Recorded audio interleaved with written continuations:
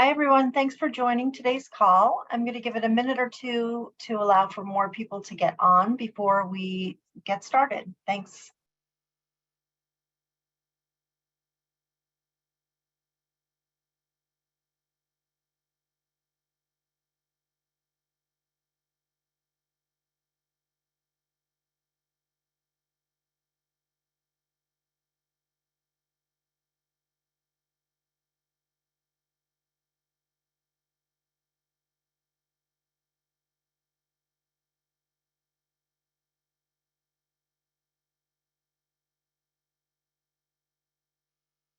Thanks, everyone, for joining. We'll get started in just another minute or two. Thanks for your patience.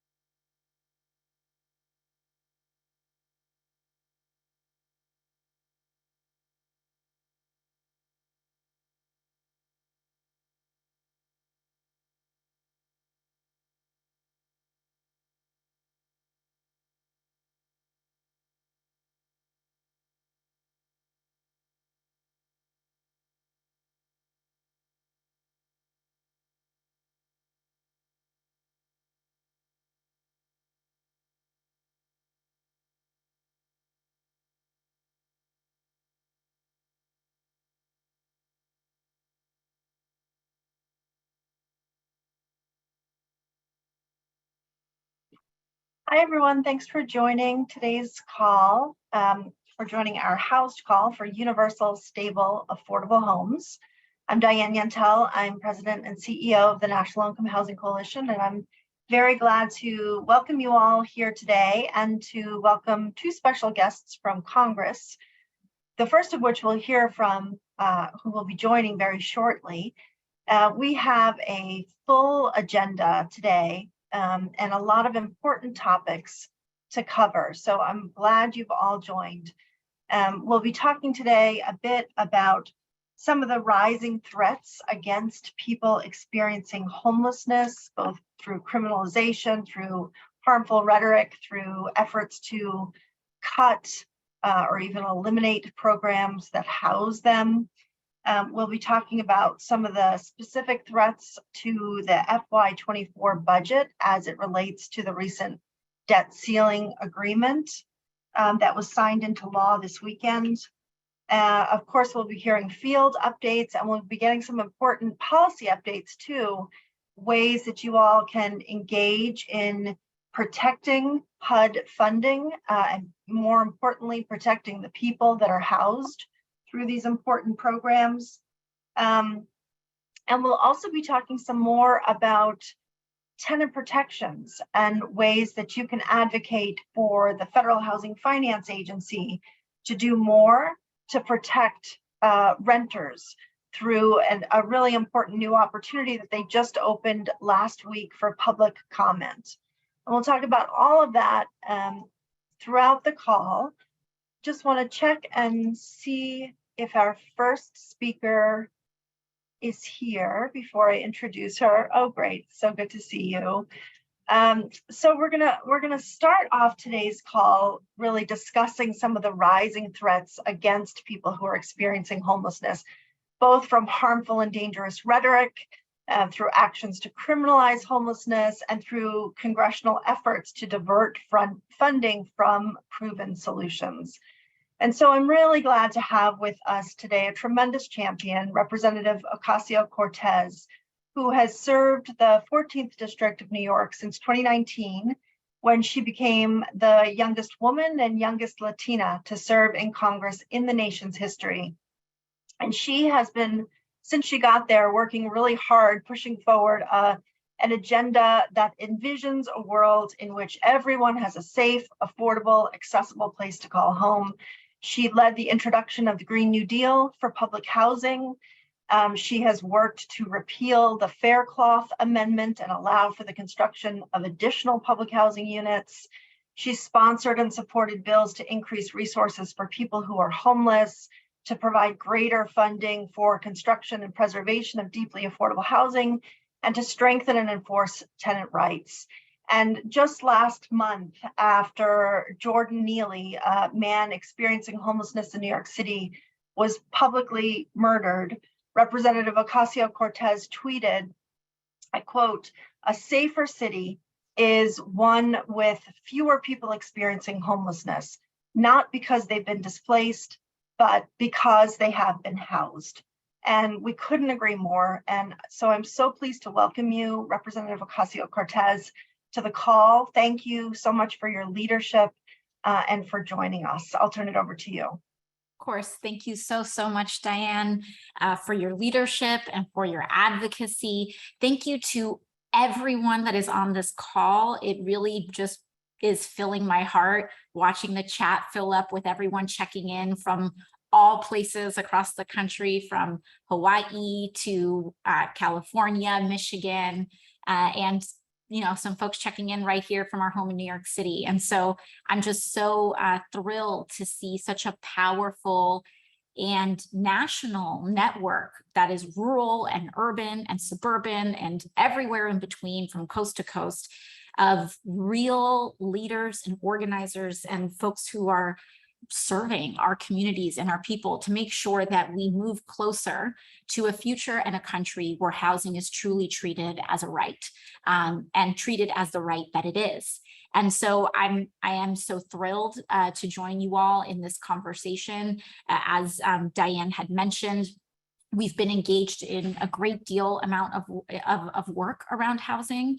And we are so, I'm so grateful for Diane's leadership. Thank you, Diane, for all of your work in this space. We've had the privilege of having her testify before Congress in order to make sure that we continue to fight and get closer to really passing some of the measures necessary to advance the right to housing in the United States. In fact, we were successful in including the repeal of the Faircloth Amendment, which would allow the construction of new public housing for the first time and to add to our public housing stock for our first time in over 20 years. And we were, that was a historic inclusion. It passed the House for the first time in many, many years. And there's just no way that we are able to push in that housing work without the leadership and support of folks like Diane and all of you here on this call. So thank you, thank you, thank you. And, we are just so committed on this issue here in New York City. I would say that in New York, it is one of the most, when we talk to people, when we talk to constituents, housing continues to be one of the most impactful issues that we hear from people across the district and across the city. And it's actually two issues. The first is housing, and the other that we hear is public safety. And one of the things that we've been leading on in New York City is really showing the public and advancing and really doubling down on the push that this is actually the same conversation. The conversation around housing insecurity and the conversation around public safety is the same conversation. And very sadly and very tragically, that did come to a head over this past month with the murder of Jordan Neely. It has been so incredibly important to us to stand up not just for Jordan's life, but also for Jordan's family and also the community of New Yorkers that is very large and across the country that struggles with housing insecurity and struggles with homelessness writ large. Once again, this is a public safety conversation, not just to make sure that we are safe from the violence that is homelessness, but also understanding that homelessness is a main driver for many of the other issues that we see surrounding the conversation around public safety, from mental illness to petty crime, because people are just simply trying to survive in an environment and in a market where increasingly so everyday people are being priced out of what should be something that is regular and affordable for all of us. So I am so incredibly honored to be here with you all and to encourage you all in this work. I know it is very difficult and that it is very, very challenging, but it is some of the most necessary and meaningful work happening in our country today. So I just want to thank you all so, so much. And I'm so excited to continue working with you all in figuring out what our next steps together are. Thank you. Thank you so much. And if you have time for some questions, I'd love to dig in a little bit more on each of the really important areas that you mentioned. And starting with some of the really worrisome and violent and dehumanizing rhetoric that we're hearing about people experiencing homelessness, as you said, in New York City and really in communities across the country. And would love to hear you talk a little bit more about how that rhetoric is impacting people who are experiencing homelessness in your district and how you're approaching this challenge in Congress. Yeah, I mean, this rhetoric is very impactful. And that's why I think it's very important that whenever we have an opportunity to reframe the conversation, push back, or even debunk a lot of the myths that are advanced by people who usually are promoting or rather dehumanizing rhetoric of people who are experiencing homelessness, it is very important that we engage in it directly and we take people to task. Very often when an individual is engaged in dehumanizing rhetoric, they are really relying on a lot of underlying assumptions. And it's very important to take people to task on that. I think, for example, we saw the worst of the worst, but also some of the most concerted PR campaigns, frankly, around what we saw in the killing of Jordan Neely. Because a lot of the lines and the dehumanizing rhetoric weren't really about Jordan, but they were about the lines that these folks advance about homelessness and homeless people in general. So one, for example, is this idea that, which was horrific, but one of the first things that was happening was talking about the amount of charges that a person may have accrued while they were experiencing homelessness, implying that this person was, or that any person who is experiencing homelessness is violent or engaged in some deep form of criminality, when we are increasingly seeing in municipalities across the country that merely being homeless is becoming a crime. Merely existing outside of a home becomes a crime. And so if you are homeless for a week or a month, and you are resorting to sleeping in your car or being on the street, that is technically a charge for every day. And so, I think it's very important that we push back on some of that. Also, very importantly, I think it's also very important to remember and to even look this up in each of our municipalities or states that we live in. But in New York City, it costs each one of us $500,000 per year to incarcerate one person. I also represent in my district Rikers Jail. And what we are seeing is just an unprecedented explosion. And this dehumanizing rhetoric is meant to create the political support for this explosion in defunding our housing and supportive services in order to explode our jails. And a lot of times when we say that we can reduce the amount of crimes that happen and we can reduce our jail populations, people think that or assume that this is a 30 or 40-year project, when actually what we are finding is that when we do make these investments, the reductions are actually quite fast. We make people safer by funding housing.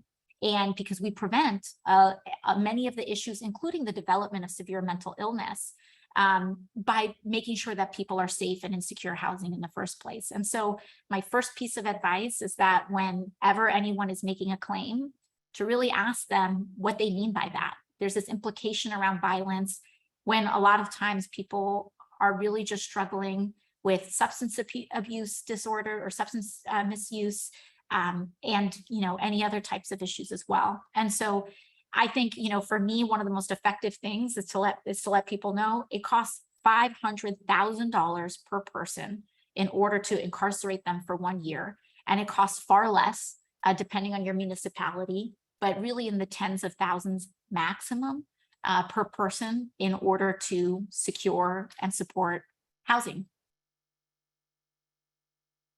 It's great advice and a lot of really important data and statistics that we absolutely need to continue sharing. You talk about the need to, of course, fund solutions that we know work. Unfortunately, your colleague, Representative Andy Barr, has again introduced recently legislation that really would do the opposite, and it would harm the ability of federal, state, and local communities to end homelessness. It would really undermine HUD's ability to make sure that communities are prioritizing some of these clear evidence-based solutions and would instead divert resources to some really outdated, ineffective, much more costly strategies like you're talking about. So can you talk a little bit more about the harm of diverting funding away from what we know works, and what more Congress can do, what more we can do to push Congress to really expand those evidence-based solutions and the funding for them? Yes, it's such that is the key term, right? Is making sure that we are supporting evidence-based solutions. And this is another area where I find that the housing conversation and the public safety conversation are one and the same. I think sometimes, a lot of times, people almost try to over politicize our stances in supporting affordable housing, public housing, and beyond. And it's really, to me, this is not a frame of left or right. It's a frame of what works. And in some ways, you can also adopt a conservative approach to this, which is we should not be wasting money, we should not be wasting resources, and we should be fiscally responsible when it comes to investing public funds. And the way that we do that is by putting money into evidence-based approaches. There is zero evidence that increased incarceration, and there is zero evidence that increased incarceration and policing and displacement reduces our population of homelessness or increases housing security for anyone. And, fortunately and unfortunately, our housing crisis in the United States has blown up and exploded to a point that it touches virtually every American who is not particularly very wealthy. And even then, we are also seeing how even upper middle class Americans are very squeezed on the cost of housing as well. We are all in this ship together. And so really, by focusing on the actual evidence-based approaches and what works, a housing first policy, which is what we know can help address this issue, but also educating people and letting folks know what the harm is. Because I think that's the other thing, is that people say, well, what's the harm in tossing a little bit more money that way and, whatever, right? But it's actually not whatever. These dollars are finite. And we often talk about what is the harm of putting, money in this allocation, as opposed to what is the harm of actually removing resources and taking it off the table from addressing our housing crisis. And so, I think that, in respect to Representative Barr's bill, some of the most effective things that we can do is share information about the harms of that. And it's remarkably effective. Sometimes all it takes is like one person to make one Instagram post that everyone else can share, and it really drives people to awareness and mobilization. I also think one of the opportunities that we have in this environment is that people want to do something right now. Everyday people want to get into the fight around housing, and they just need a little bit of guidance as to where to go or who to help. And so I think that there's so much potential right now to mobilize a large amount of people, because this is a crisis that is touching all of us. I actually I posted about housing on Instagram last night. I made an Instagram story, and I was kind of refuting this notion because I recently funded, recently secured and worked with community organization to fund about $600,000 for supportive housing. And, you know, sometimes we hear from folks, well, if you want it so bad, put it across the street from you, or you live in that neighborhood. And so I posted to Instagram that I have. One of the community projects that I have funded has been to fund a supportive housing project literally across the street from me. I wake up, I look outside the window, and I see it going up. And you know, I think that talking about that, I live 2 blocks down from a shelter, and talking about my personal experience with that, all of us talking about our personal experience about that, this is what a community is all about. But what's more enlightening than that was the responses I got from sharing that story.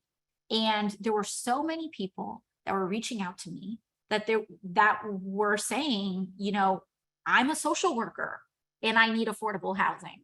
I am a public defender, and you know, my income meets a lot of affordability thresholds. I'm a teacher. I work part-time. I work you know, I work retail. I work in a restaurant. This is all about, it's so important that we continue to uplift these stories and not make a person who is homeless, that make them their identity. We know that an enormous amount of people who are facing housing insecurity work a full-time job, or they work a job. And so, you know, there are all of these stigmas and this picture when someone says a homeless person, but really, like, what we're fighting for is for people who work in fast food and retail, and who work in public positions that are often criminally underpaid, to be able to have a home, you know? And I think that when we reframe the conversation as well, do you think your teacher should be able to live in your community? I think so. Absolutely. It's great advice. Thank you. And last question for today, because I know you've rearranged a lot of things to be able to be here. No worries. I really appreciate it. But we're really concerned about the debt ceiling deal that was just signed into law, and we're concerned about the, you know, ineffective and harmful work requirements that were expanded, and we're concerned about capping federal spending again on social safety net programs and what that means for HUD's programs. And you know, and everybody on this call knows that, you know, level funding for HUD is actually a cut because we need inflationary cost increases. And it could mean, depending on how the HUD budget comes together, it could actually mean people who have rental assistance losing it. So just would love to hear you talk about how you'll work and how we can support your efforts to really minimize the harm to people who rely on these programs to stay stably housed, or to get stably housed in the first place. Well, I mean, I come from this as an organizer. I come to this work as an organizer. So a lot of times you will hear me provide political answers, but I think that this is because this is a result of a political problem. But I do think there's real opportunities here. In fact, one of the reasons, for those that were following along with the debt ceiling conversation, is that, you know, the debt ceiling is in leveraging it in this way to secure these kinds of cuts and extractions is historic. It is not something that is done, and it is highly unusual. And I think it's important to delve into the reason why there was such an insistence on making it happen through this frame. And the reason is because the folks that were approaching these cuts didn't want to go on record actually instituting them. We have a process for cutting budgets. We have a process for cutting the amount of money that is allocated to certain programs and departments, whether it's HUD, the Department of Energy, you know, funding the government funding. And that is our appropriations process and our budget process. So why wouldn't Republicans or anyone who wanted to pursue these cuts use those processes? Why did they use the debt ceiling? And the reason they did that is because with a budget process and with an appropriations process, you have to go on record and write down that cut and then vote on that cut. And these are programs that are overwhelmingly popular. People do not want their elected officials to cut housing, healthcare, Medicare, Social Security, and beyond, SNAP, WIC, public housing. And so the good news is that policy is responsive to pressure. And when these cuts, when the time comes, there is going to be a time where they're going to have to write these things down, and it is in the appropriations process, which is coming up soon. And so they want to be able to say, oh, this is part of the debt ceiling, we'll wash our hands of this. But it doesn't have to be that way. And I think the more we raise awareness and the more that we hold these folks accountable and draw transparency to these cuts, and I see my colleague Representative Quigley is on as well, hello. The more that we hold folks to account for these cuts and the more we raise awareness, not just that these cuts are happening, but who is doing them, I think when the pressure rises to a certain level, there is always a backstop. When the pressure gets high enough and when it becomes enough of a political liability, there is always a way out, And so I think really rallying support around housing to the way that we rallied support around Medicare and Social Security and VA's benefits, we make it too hot to handle, as former Speaker Pelosi would like to say, make things too hot to handle. And I think making housing something that is just so valued and so precious, and it's working. You all are really doing that work, and it is getting more effective by the day. Well, thank you so much, Representative Ocasio-Cortez. I hope you'll take a look at the chat box. There's a lot of love for you in the chat box here today. And it's because we so appreciate your leadership and your dedication and your effective organizing outside of Congress and within Congress. So thank you for all that you continue to do. We've got your back, and we look forward to continuing the work and the conversation together. Thanks for your time today. Of course, thank you so much. Take care. Take care. So speaking of the HUD budget, I really want to underscore what Representative Ocasio-Cortez said there, and just the importance of our collective advocacy in the months ahead to really minimize the harm of this budget deal on the lowest income renters and on people experiencing homelessness, and to say how thankful we are that we have champions in Congress ready to lead this effort, like Representative Quigley, who joins us now. He is Congressman Mike Quigley, has represented Illinois' 5th District for more than 13 years. And he is the ranking member for the Appropriations Subcommittee that oversees HUD's budget. So he is very well positioned to continue, as he has been, to fight to secure vital investments in affordable housing and in community development resources. And he oversaw a recent hearing with HUD Secretary Marcia Fudge, where he was really driving home the importance of increased funding for housing vouchers, the concerns about an increased rate of eviction among families, and what more Congress can do.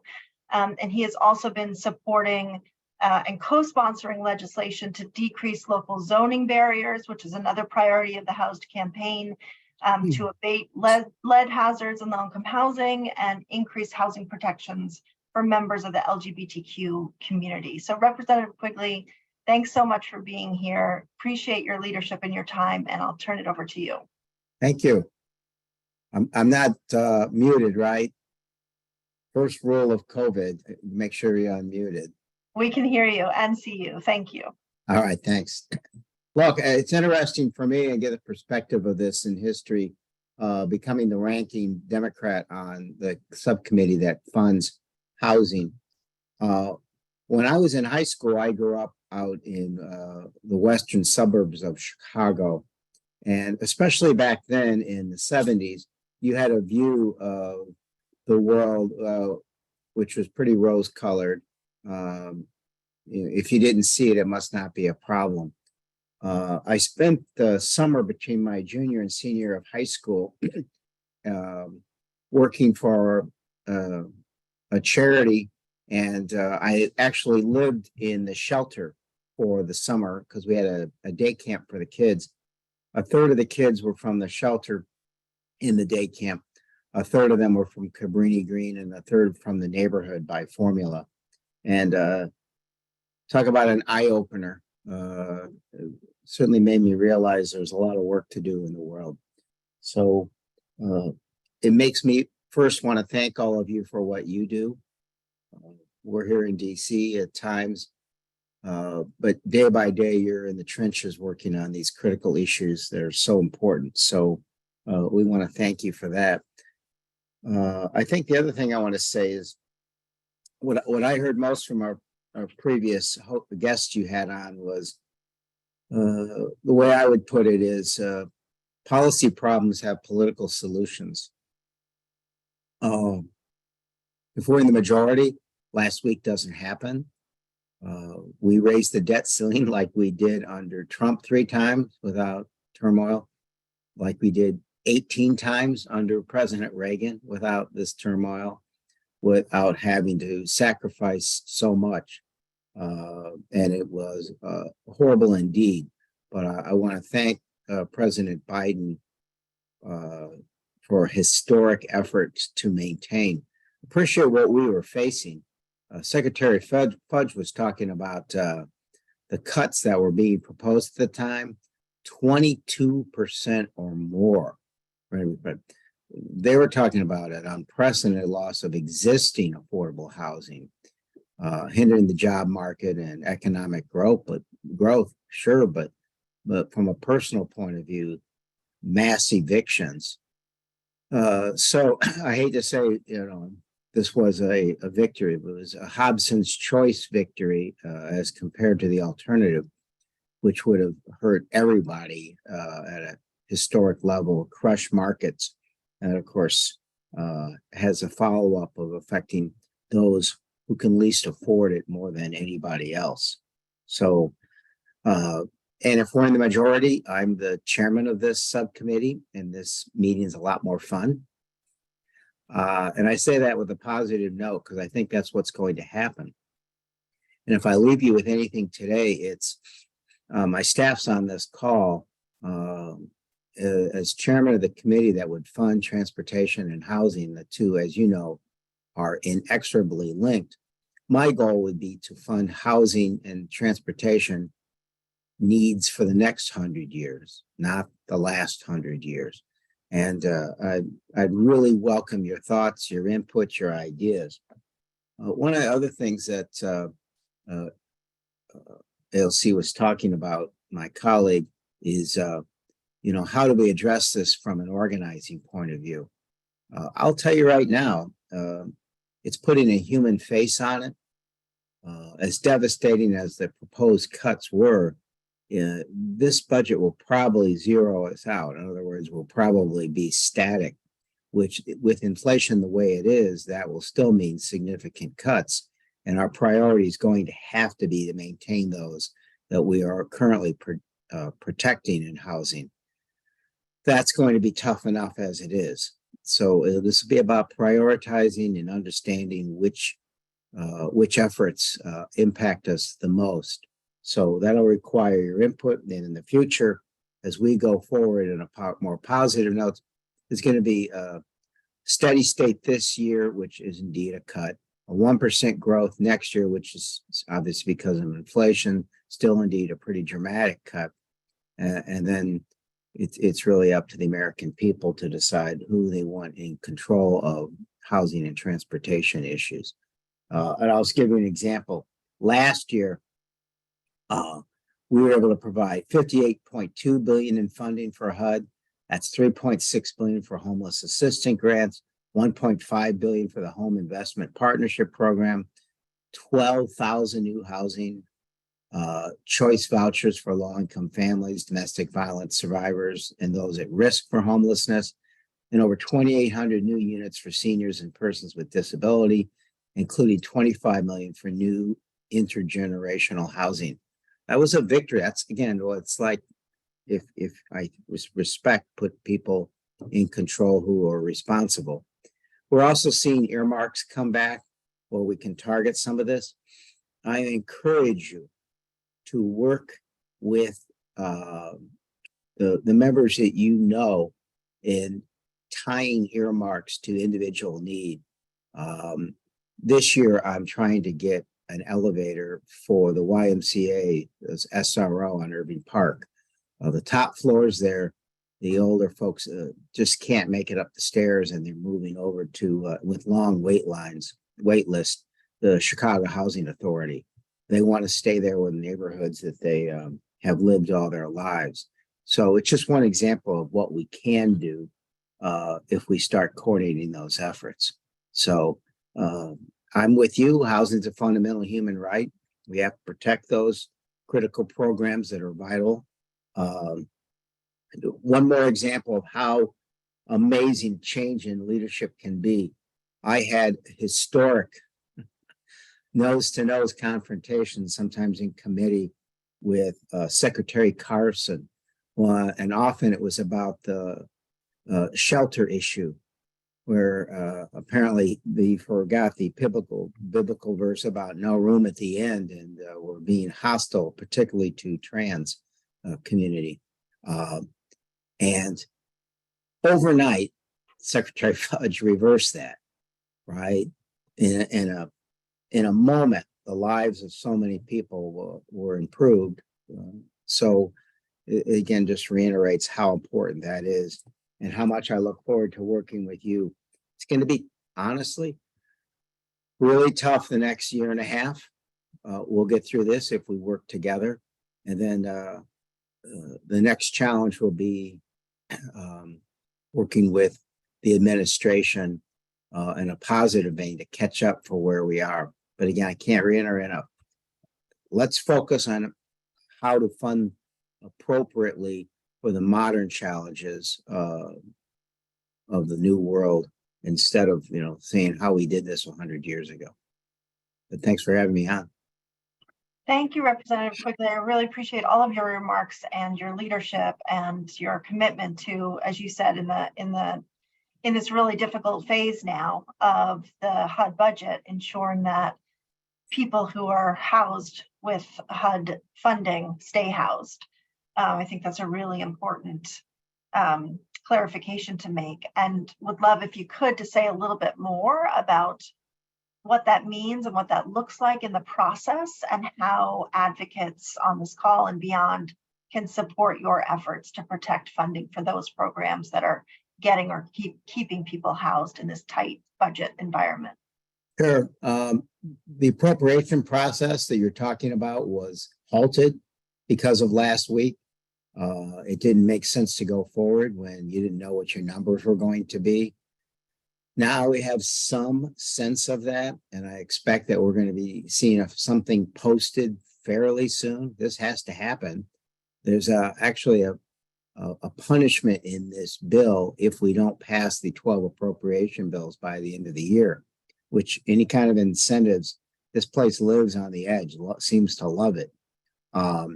Any kind of incentive to move us along is good news. So we're going to see those bills pretty soon. And the first thing you can do is analyze them, work with us, talk about how to prioritize in difficult times. Let's make sure we don't miss anything.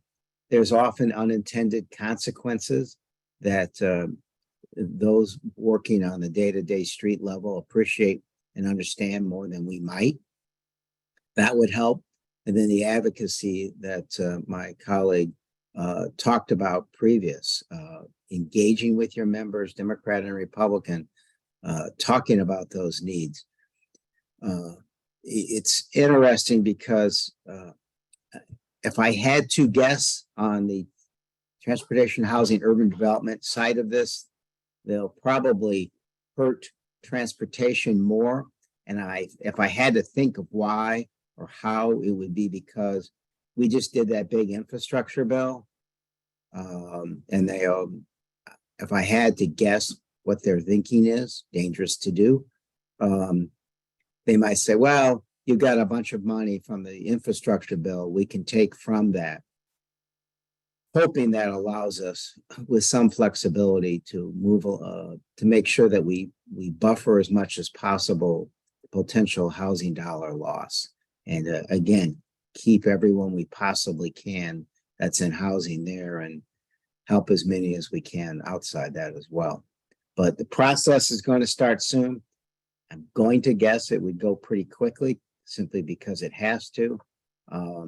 You'll see amendments proposed, but don't have too much optimism there, folks, because the bill will be approved pretty similar to what they proposed. Then it goes to conference. Now that's where it's going to get interesting. It was also interesting. I want you to pay attention because the nuance matters. When the Senate was passing last week's bills, toward the end of the week, they were already saying, well, here's how we might have to get around this. You heard it in terms of the war in Ukraine. If there's a cap on military spending, how do we fund the war in Ukraine? Well, I happen to agree with that, but it also tells me that what we do, we can undo. And those conference committees, as a ranking Dem, I'm going to be part of that conference. I'd like to think there's hope that there's leverage there to accomplish this and undo some of the damage here. But it's going to happen, I would hope, pretty quickly. And I just want you to stay in touch with my staff because we'd be glad to share the resources. We absolutely will. Thank you for that offer. And then just one more question, if you have time for a last one today, around work requirements. Yeah. Where work requirements have been proven again and again to be ineffective at increasing employment or economic stability, and effective only at limiting people's ability to get resources that they need and are entitled to. And clearly in the debt ceiling bill, unfortunately, work requirements were included and expanded for the SNAP program. And in the Rules Committee before that bill, there was an amendment, sure enough, to try to add similar work requirements to Section 8 vouchers and to other HUD programs. And we're expecting to see similar efforts in the appropriations process. So we'd love to hear you talk about how we push back on those efforts and ensure that similarly ineffective requirements aren't added to HUD programs as we move through this process. Sure. And look, restating the facts helps a great deal. I mean, we're talking about SNAP, about what, 70% of SNAP beneficiaries are seniors, kids, or people who have some disabilities. So what are we really talking about? And I heard previous those testifying from I wasn't sure which organizations. It's a big lie. It somehow makes certain people feel better about themselves. When I first got into this business, it was the cheating welfare moms, right? It was something like that. So whatever makes them feel better about this, that they feel like they accomplished. But there were some things taken out on the work requirements, particularly involving homeless by President Biden, that he got the negotiated out of it. We still have to do more. So I agree. It's hard to watch. I just want you to know there are people of good heart and mind who are trying to work that. The things that you do most are help advocate, give us the factoid information that helps us make the case, help us have a human face, give us stories of individuals who show this to be a canard and harmful to those who are suffering so much. So I'll end where I began, and that's thanking you for the work you do on a day-to-day basis. This is a fight worth fighting. It means the world to us. So let's stay close. I'm going to be down in Tampa at the end of the week looking at some of the housing issues there. My plan is, as the summer and the years go on, travel throughout the country and look at some of these issues. So feel free to invite us. That's great. Thanks for that opportunity. And thank you so much again for your leadership and your commitment to low-income people and the programs that serve them. We really appreciate you. And we'll certainly continue to support your efforts and work closely with your staff as we move through the process. Thank you Thanks. very much, Thanks for Representative. having me. We'll see you all soon. Take care. I know. Bye-bye. All right, so we're going to move, we moved the agenda around a little bit, as I'm sure you noticed, and I want to come back now to continue some of the conversation that we were having earlier on the terrible killing of Jordan Neely in New York City and other people experiencing homelessness last month, and to talk a little bit more about some of the really dangerous and harmful rhetoric on homelessness that contributed to their killings, and what we and others must do to change the narrative and advance these true solutions for homelessness. So I'm glad to turn now and to welcome Tierra Labrada to the call.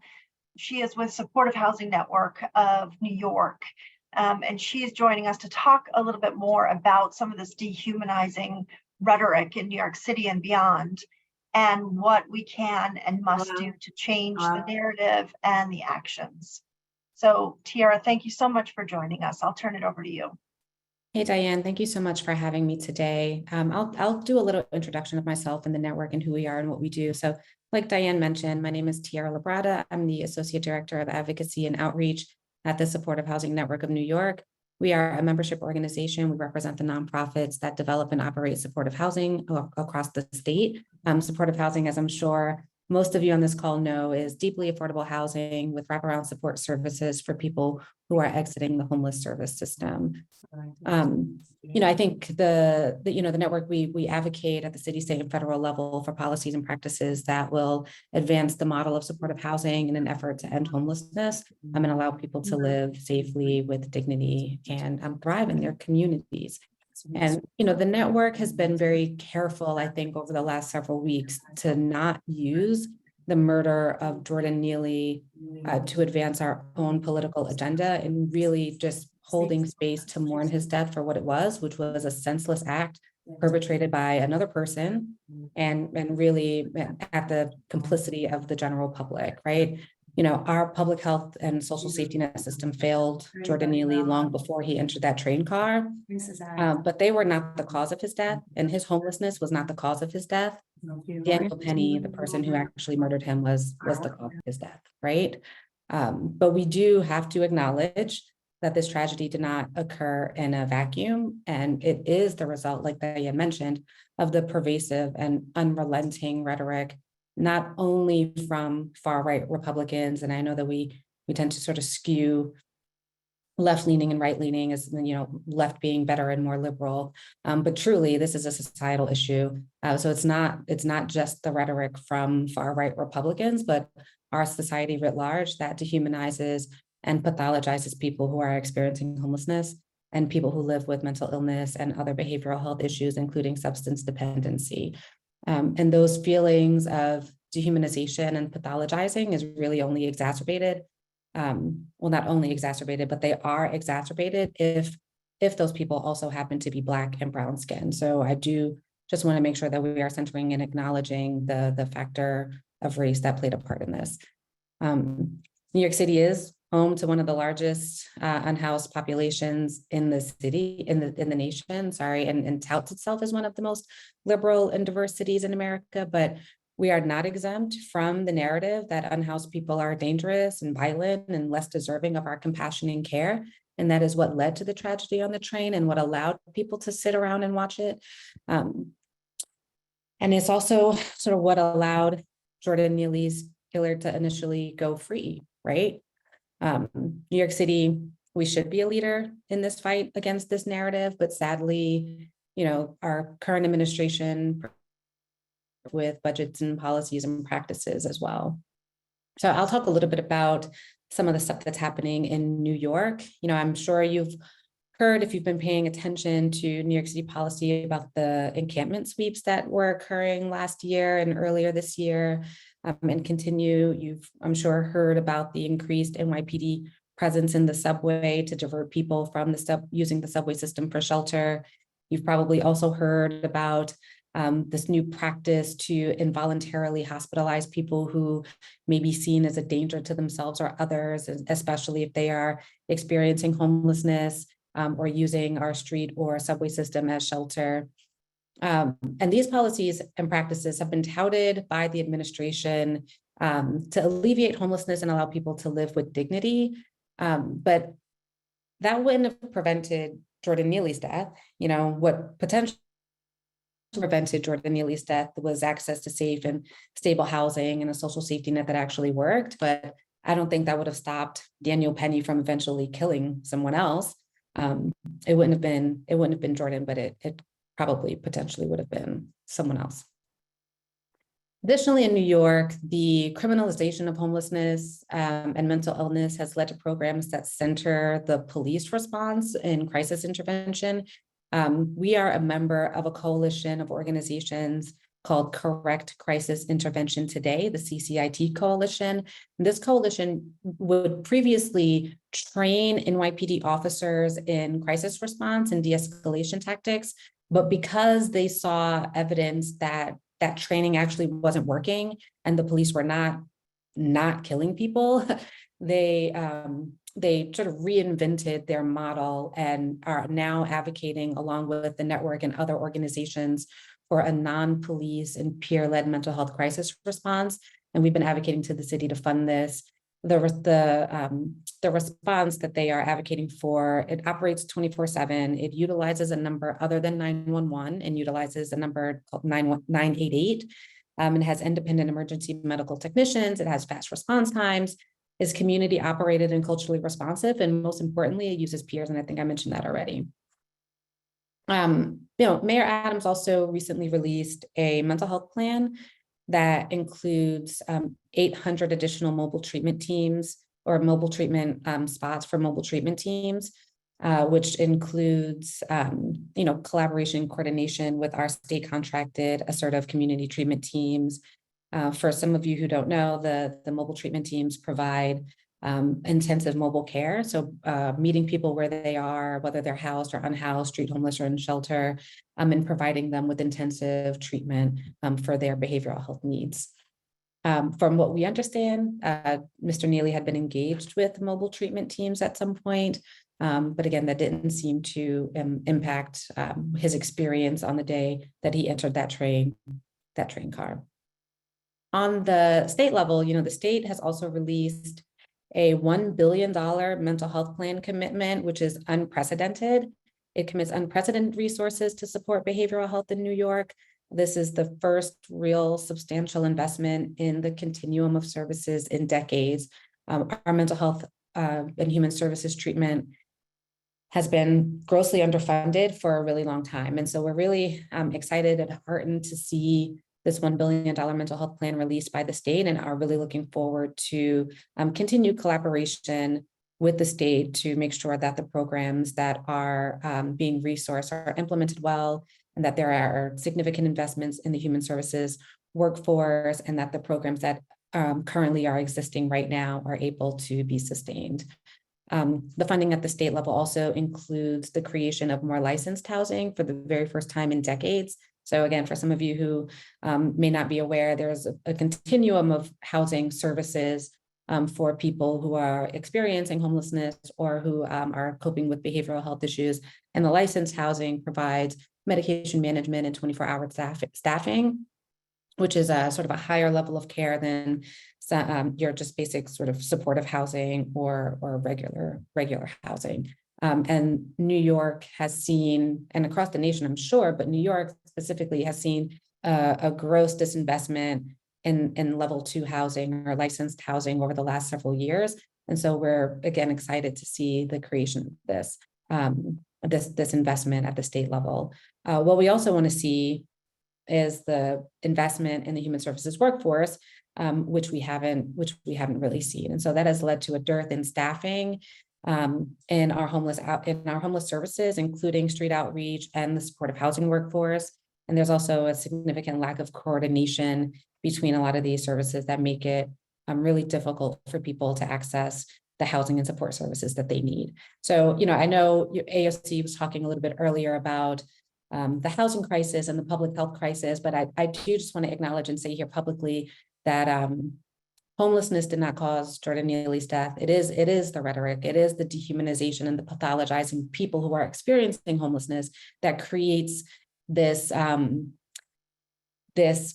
you know, it puts a person like Daniel Penny in the position to feel like they have to protect themselves or other people from a person that they feel is violent because they're stepping into a subway car or existing in public without the resources and the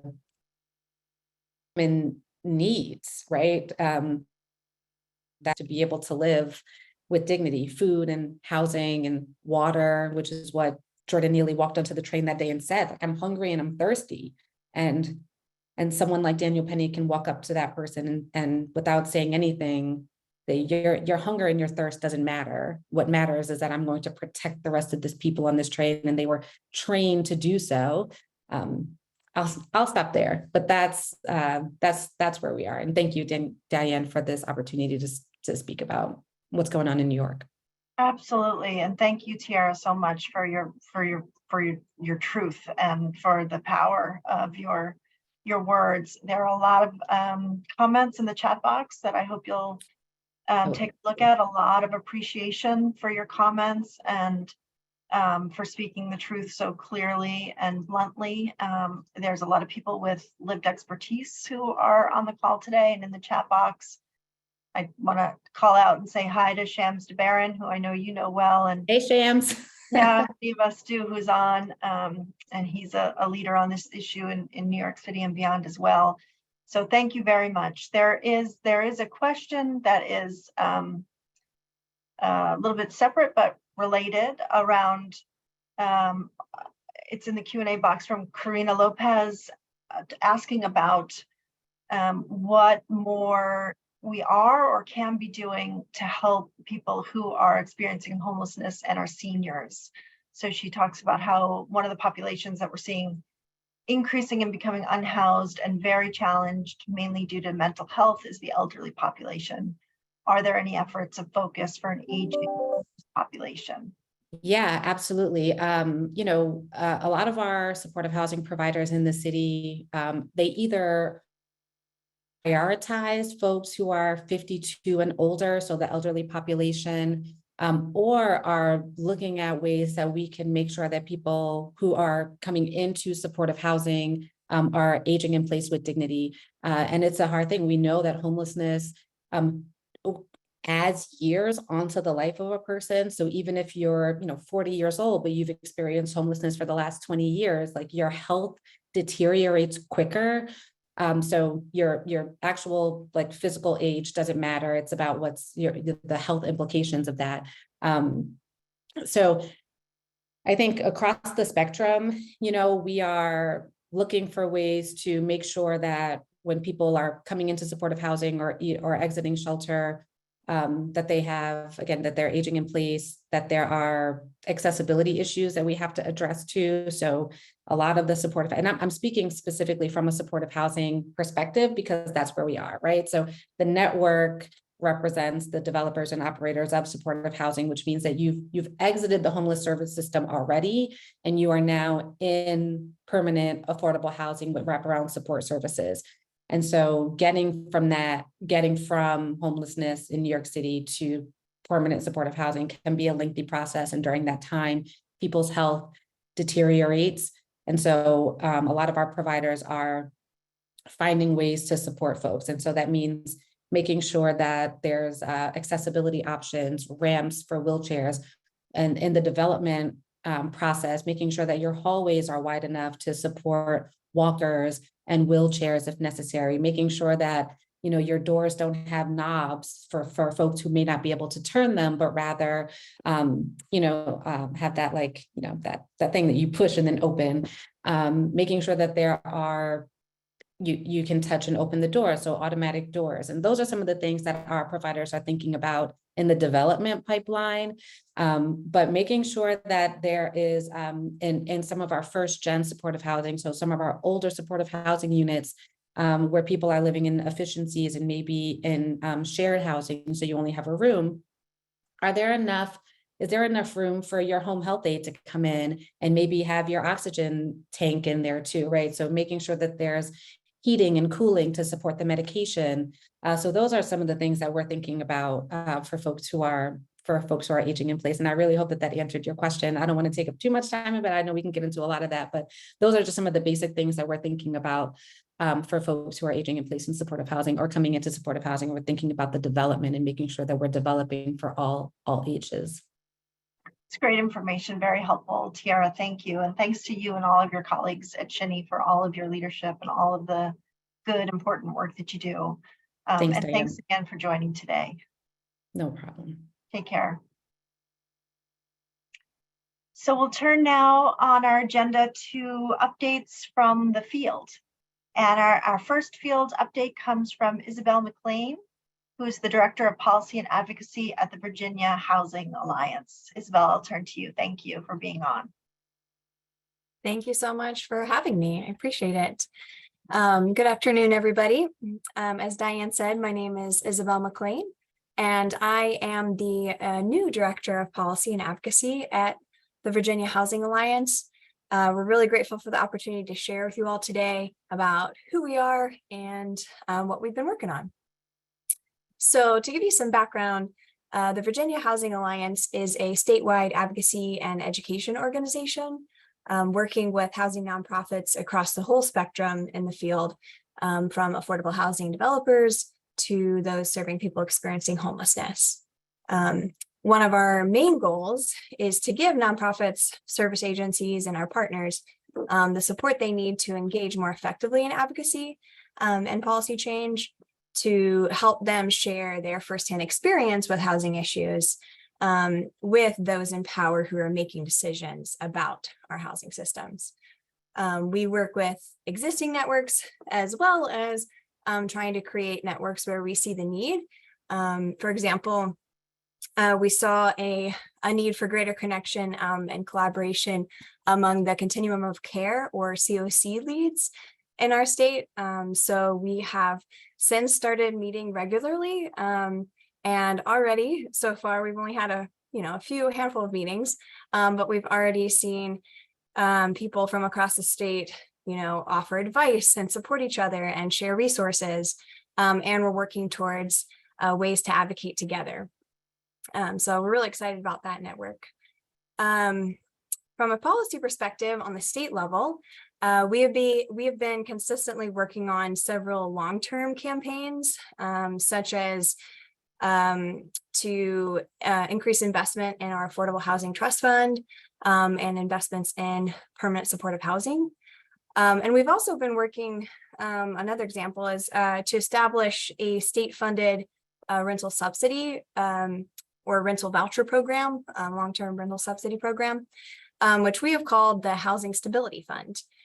Over the past 2 years, we've been able to get bipartisan patrons to support the Stability Fund, but we've not quite achieved our goal yet of having that program created and funded. Legislators agreed to commission the Department of Housing and Community Development to study and create a plan for the program, but they haven't actually established it. This past legislative session in particular was pretty frustrating. We weren't able to get much done due to partisan politics. Right now, our House, in our House, we have a Republican majority, and in the Senate, we have a Democrat majority, and we also have a Republican governor. So between all of that, there's a lot of disagreement and not a lot passed. But this is an election year for Virginia. So we're excited. We're hoping for some change so that we can get things done next year. With regards to our federal focused advocacy, we worked hard to engage our members and partners in support of the HoUSed priorities, and even more so in recent months in efforts to oppose the budget cuts in the debt ceiling negotiations. We sent out several calls to action, sign-on letters, and hosted a social media campaign, to name a few of the things we did. We also published an op-ed in our local newspaper here in Central Virginia, the Richmond Times-Dispatch, and I'd love to share that with y'all. So I'm going to put a link to that in the chat real quick. Yeah. We've also been developing several resource documents to share with everyone that we work with, our members, legislators, partners, with information about all of the housing programs that have been threatened by these budget cuts. We found that in particular, a lot of our state legislators and people also running candidates running in the election this year weren't fully aware of all of the different housing financial programs and resources that we have here in Virginia, whether they're funded by the state or by the federal government. And so we've created a really helpful and extensive guide to give people as kind of an introduction to what sort of housing structures we have in Virginia, and has been a powerful tool also for advocating to protect those, especially those that are federally funded. So looking forward, we are hoping to also host a few members of Congress for site visits or site tours this summer in partnership with member organizations that we have, and to potentially offer a learning session for congressional staffers or of our Virginia delegation about the current state of housing in Virginia, to share those resources that I mentioned, those resource documents, and touch on some of the HoUSed campaign priorities. So that's a little taste about what VHA has been up to and what we're doing here in Virginia. I can put my email in the chat. I don't know if there are any questions that came up, or if y'all want to talk with us about anything that we're doing, feel free to reach out. Thanks so much, Isabel. There is one question. Please do leave your information so others can reach out. But there's a question from Jerry who asks whether VHA will lead the effort with the Campaign for Housing and Community Development in Virginia to shape the nonpartisan political conversations during this election year in Virginia. Sorry, I'm going to look up that question. That was a little long. Yeah, it's in the Q&A. I'm not aware of that particular campaign, but I do know that one of our big focuses in all of the work that we do is bipartisan engagement, and to try to have bipartisan political conversations. So on a state level, we're going to be hosting candidate forums this fall with a few of our partner organizations focused on housing, and they're going to be bipartisan. We're inviting all candidates that are running in 2 different regions in Virginia, and really looking forward to what sort of conversations they're going to have about housing, and hearing, what their priorities are if they are to be elected. Great. Thanks so much for your work, Isabel, and thanks for the updates today. Thank you. Appreciate it. Take care. So I'll turn now to our next field update, which comes from Chelsea Sidani, who is Director of Advocacy at the Economic Mobility Pathways in Massachusetts. Thanks for joining, Chelsea. I'll turn it over to you. Of course. Thanks so much for having me. So I'm excited to be here today. As Diane said, I'm the Director of Advocacy at Economic Mobility Pathways, otherwise known as EMPATH, and just wanted to spend like a minute or so explaining what EMPATH does. So EMPATH is a nonprofit organization. Our mission is to work with individuals by helping them move out of poverty and then providing the tools and resources to other organizations to do the same. So we work to disrupt poverty through our direct service programs, which are holistic. We are one of the largest providers of family shelter in the Boston area, but we do provide other supports and programs, and through our mentoring model, work with families very holistically. We also do advocacy, research, and then we have a global learning exchange. And historically, EMPATH has been really rooted in our state advocacy work. We've been doing state advocacy work for the past 15 plus years, occasionally federal and local as we've been able to, and in the more recent years have gotten more involved in federal advocacy efforts. And this session is the first time we've created a full federal advocacy agenda. And that agenda includes some of the HoUSed priority bills, the Family Stability and Opportunity Act and the Eviction Crisis Act are some of the bills that are on our federal policy agenda. So we're really excited to be here and share a bit on what we've been doing around our federal advocacy around those two bills, as well as during the debt ceiling negotiations to oppose cuts. You can go to the next slide.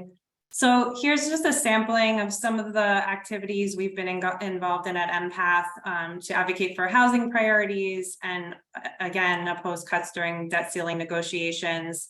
So first, we've been doing in-person meetings with our Massachusetts delegation. We've been leveraging our new executive director, Kim Janey. She's the former mayor of Boston. And so it's been helpful to have someone who's politically very recognizable, who has some relationships with our members and has been able to help get very quickly in-person meetings with our members. These have been meetings we've been doing mostly in the district to, again, highlight and raise up the HoUSed bills, the importance of our housing programs, and also have been an opportunity to connect our members with families, impacted families who can speak from direct experience about the barriers they're facing and the real need that exists. And then in addition to that, we've been doing a lot of external communications. So media, social media, we also have an alert system where we're able to message out our wide range of supporters and actually ask them to take action in real time. Our media work has consisted of interviews, press statements, op-eds, and then a lot of sharing information on social media, Twitter and Facebook mainly. And then, as I mentioned earlier, we have a global learning network. There's over 150 organizations across the country and the globe. We're really looking in the new year to leverage our national members more so that we could do things like have a webinar and dive deeper into some of our policy priorities and see where there's alignment across our membership so that we can collectively raise our voices on the housing bills. And then also, use those relationships to figure out which members are in which states and strategically partner with those members to engage congressional leaders in those other states. So really looking beyond having our influence on our mass delegation and really be able to tap into that national membership and pivot a bit to elevating these needs and these bills in other states with other congressional leaders. So looking forward to doing more of that in the coming fiscal year. And then lastly, we just recently joined the Opportunity Starts at Home campaign. Empath is not just a housing organization. We are one of the largest providers of family shelter in Massachusetts, but beyond that, we run other programs and work with families in a multitude of areas. And so really excited about bringing our expertise and support to the Opportunity Starts at Home campaign. And then I just wanted to share a sampling of what some of those activities have looked like. So the first example shared here is a Twitter post we shared last week. Our CEO put out a statement opposing the debt agreement. And you'll see here, it's hard to read, but there's a quote that was pulled out and then a link to the larger statement. The statement was posted on our website. It was shared on social media. We also sent it out to all our supporters via our alert list. And then in addition to that, we sent the statement to every congressional leader in Massachusetts. And it was just another opportunity for us to round back to them, to share our concerns, to build those relationships and continue the dialogue. And we heard back from many of them in response to that statement. So that was a really great opportunity to just reconnect following the debt ceiling agreement. The second example, this was just posted by congressional leader Ayanna Pressley. We had her visit our shelter last week, our family shelter. She met with staff and families who were living at the shelter to hear from them about the challenges and concerns. And also we raised up some of the HoUSed bills and talked about our concerns around cuts, and really just an opportunity to re-solidify our relationship with Congresswoman Presley. And you'll see here, she posted pretty quickly afterwards, raising up our partnership and our meeting with her. So that was really exciting. And then lastly, we put out a press statement a few months ago when the Family Stability and Opportunity Voucher Act was refiled. It was just a chance for us to make a little bit of noise about it. We posted on our website, we put it up on social media, also sent it out to all our supporters. And so this is just a sampling of some of the things we've been doing. We're really excited about the partnership with the coalition and working together to elevate these really critical issues. So thank you for having me today. Chelsea, thanks so much. I really appreciate all of your great work. Love hearing about all the efforts on the HoUSed campaign bills and everything that you're doing in the state of Massachusetts. So thanks very much for joining. And we'll have you back on a future call to share some progress and further updates. Thank you. Okay, I'm going to turn now to some really important policy updates that we have. We've heard a little bit of, quite a bit of conversation about the appropriations process ahead, but more to say about how you can get engaged, as well as a number of other important advocacy opportunities that are happening right now. So I'll turn to my colleague, Kayla Laywell, to share. Kayla, I'll turn it to you. Thanks, Diane. And hi, everyone. Kayla Laywell here, policy analyst with NLIHC. And I'm here to talk about an opportunity to support federal tenant protections, an update to the public charge rule, and finally, some information about a day of action with CHCDF coming up soon. So last week, the Federal Housing Finance Agency, FHFA, released a request for input on how the agency can create and enforce renter protections for the 12 million renters living in properties with federally backed mortgages. The announcement from FHFA represents a key opportunity this year to advance a major priority in the National HoUSed Campaign's policy agenda, strengthening federal renter protections to address the power imbalance between landlords and renters. NLIHC, along with our partner organizations, are calling for robust responses to this RFI from tenants, tenant advocates, and directly impacted people. Advocates will have until July 31st to weigh in with the FHFA to demand and help shape strong renter protections. Because more than 12 million renters live in properties with federally backed mortgages, any renter protections created by FHFA could cover a significant share of renters across the nation and put the country on a pathway towards stronger protections for all renters. Landlords and business interests will come out in full force to try to stop these renter protections, so it's critical that advocates take action and make their voices heard. NLIHC's top priorities for federal renter protections include source of income protections to prohibit landlords from discriminating against households receiving housing assistance and to give families greater choice about where to live, just cause eviction standards and the right to renew leases to help protect renters from housing instability, anti-rent gouging protections to stop landlords from dramatically raising rents, and finally, requirements to ensure housing is safe, decent, accessible, and healthy for renters and their families. We're also urging FHFA to ensure that these efforts are informed by people with lived expertise throughout the process, that they advance racial and social equity, include strong enforcement, and that they're mandatory for all landlords and all properties. You can advance federal renter protections by submitting a comment by July 31st. It's critical that FHFA hear from you and as many advocates as possible in support of renter protections. I'll put some resources in the chat where you can find NLIHC's sample comment letter to craft your comment and submit it using tenantcomment.org. You can also sign on to NLIHC's national support letter calling on FHFA to create strong federal renter protections. And lastly, you can join our weekly working group starting this Wednesday at 4 p.m., our Renter Protections Working Group, to help inform and strengthen NLIHC's comment letter. I will be putting these opportunities in the chat. Oh, thank you, Elena. All right, now on to public charge.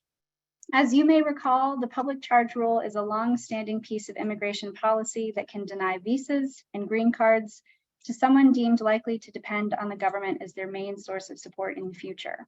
The Trump administration dramatically changed the long-standing guidance for public charge, creating a confusing and complex test for those seeking a visa or green card based on income, education, and other factors. When the Trump administration announced these changes, NLIHC and others launched the Keep Families Together website to support immigrant families' access to safe and affordable housing. Fortunately, the Biden public charge rule, finalized last year, implements a much clearer, moderate framework. Biden's public charge rule clarified that non-cash assistance, such as housing, SNAP, and Medicaid, do not count towards the public charge test. However, Republicans in Congress are now trying to rescind the common sense Biden rule. On May 17th, the Senate passed a Congressional Review Act resolution to overturn the Biden public charge rule. While President Biden has committed to vetoing this resolution, the House is expected to vote on the resolution as soon as June 12th. NLIHC, in partnership with the Protecting Immigrant Families Coalition, are urging Congress to vote no on this resolution to overturn the Biden public charge rule. The Protecting Immigrant Families campaign is circulating a sign-on letter to distribute to Congress, urging them to vote no on the resolution, and you can find that letter in the chat. Wonderful. All right, last thing, I'm going to talk about opportunities for you all to get involved in advocacy, especially around the threats to HUD's budget that Ranking Member Quigley, Representative Ocasio-Cortez, and Diane flagged earlier in the call. First and foremost, it's always a good time to get involved. We welcome everyone calling and weighing in with their members of Congress on the importance of increased federal investments in HUD and USDA affordable housing and homelessness programs. You can use the link on the screen, last slide, or you can take out your phone and use the QR code to take action on NLIHC's Take Action page and contact your members of Congress. Next slide. But if you're looking to weigh in with hundreds of other advocates, you can also join an upcoming day of action with the Campaign for Housing and Community Development Funding, or CHCDF. CHCDF is a coalition of over 70 national organizations dedicated to ensuring the highest possible allocation of resources to support affordable housing, homelessness services, and community development programs. On June 16th, NLIHC and our partners at CHCDF will host a national day of action for advocates around the country to contact their members of Congress to demand the highest funding for these vital programs in fiscal year 2024.